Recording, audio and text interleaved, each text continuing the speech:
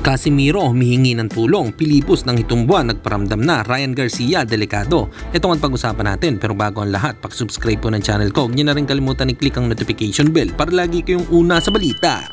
Mabagal na laban ang aasahan, balita sa mga pambato na isasalang, pasabog na video, lahat yan nandito. Minyo Cruz TV ang iyong paborito. Pag-usapan nga po natin mga kabaksing sa nilabas naman na balita ni Oscar De La Hoya na sa November 18 ang pagbabalik ni Ryan Garcia sa ibabaw ng ring.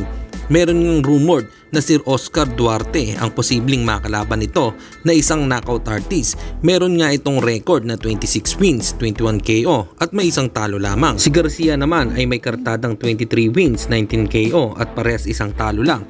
Abangan na nga lang natin ang next update kung ma-finalize itong bakbakan ng dalawa. Samantalang sa panibagong upload naman ang tinalo ni Cuadro Alas sa kanyang social media account na si Pilipos ng 7 buwan ay nagpapainit na nga ito at sinabi pang back soon.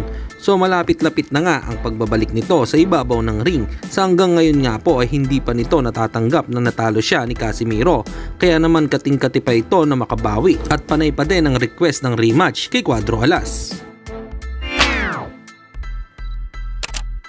At sa kabilang balita naman tayo mga kabaksing, sa nilabas ngang sparring na video ni Casimiro kontra Hapon na hindi nga ito natatakot kung makita ng kampo ni Yukinori Oguni at mapag-aralan ang kanyang galaw. Sa post nga po kasi ni Cuadro Alas ay humihingi siya ng tulong patungkol sa kulang nito at gagawin niya.